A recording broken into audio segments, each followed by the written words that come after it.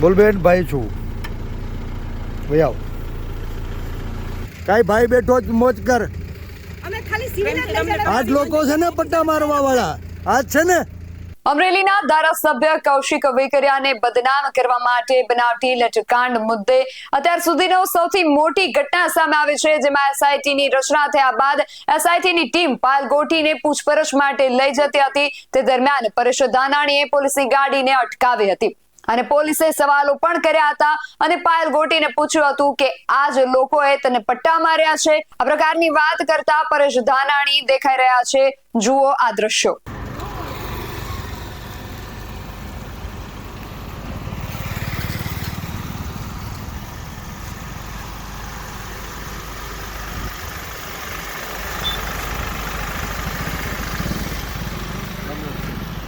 કેમ છો મજામાં? તમે મીડિયામાં છો? હા બેન. અરે લે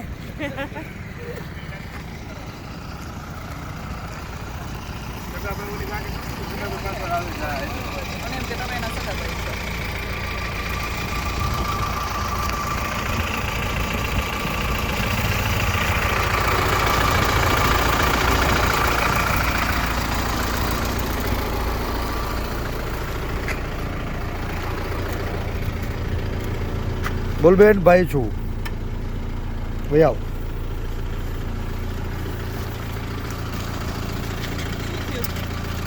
બે જ અમારી ગાડીમાં જો અમે પડી. પણ એક મિનિટ, તમે કોણ છો? હું પરેશ ધાનાણી અમે એના છું. ઘરેથી લાવ્યા છીએ તો અમારી જવાબદારી બને છે કે તો એને ઘરે મૂકી આવવા. રાત્રે તમે ક્યાં લઈને જાઓ છો અત્યારે બેન એને? ડરાવવા માટે, ધમકાવવા માટે? બેન તમને ડરાવવા ધમકાવવા લઈ ગયા છીએ? એનો ભાઈ છે એના ભાઈ છે, બેન છે, ક્યાં ડરાવવા ધમકાવવા? કઈ નહીં બેન. તમને એવું કહે તું પ્રેમથી લાવ્યા છે તમારા મમ્મી પપ્પાની મંજૂરીથી? કોઈ ડરાવી ધમકાવીને લાવ્યા છીએ બેન? અમે તો કાલે સવારે એને બેન તમારે જ્યાં લઈ જવા હોય બધાની વચ્ચે લઈ જાજો. કાઈ ભાઈ બેઠો જ મોજ કર. અમે ખાલી સિવિલ આજ લોકો છે ને પટ્ટા મારવા વાળા આજ છે ને. તમારી મંજૂરીથી લાવ્યા હતા બેન ભાઈ? તમે હતા ને સાથે તમારી મંજૂરીથી ઘરેથી લાવ્યા છીએ. તમે કીધું ગાડી ઊભી રાખો, અમે રાખી દીધી આ છે. ખાખી વર્દિયું લાજે મારી માવડિયું. ભાઈ પણ અમે એવું કઈ કહ્યું બેન? તમને પ્રેમથી લાવ્યા છીએ, તમને કોઈ ડરાવી ધમકાવીને લાવ્યા? બોલો બેન, પ્રેમથી લાવ્યા? મને મૂકી જાવ મારી હા, મૂકી જાય. બસ. બેને કીધું કે મને મૂકી જાવ, જાઓ, તમે મૂકી ગાડી આવો. ઊભી રાખી દીધી છે.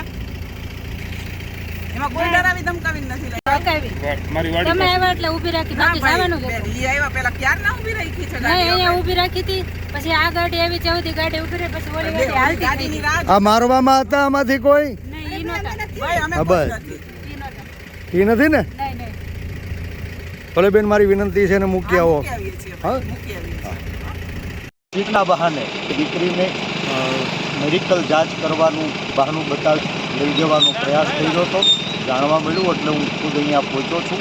અધિકારીઓને પણ શાનમાં સમજાવીને કીધું છે કે આ રાતના અંધારામાં તમે સત્યની ઉપર પડદો નહીં પાડી શકો. એ દીકરી ઘરે જવા માંગે છે અને ઘરે ઉતારી આવો. એના લોયર આગેવાનો કૌટુંબીજનોની સાથે દિવસના અજવાળામાં તમારે જે કાંઈ તપાસ કરવી હોય એ કરવી.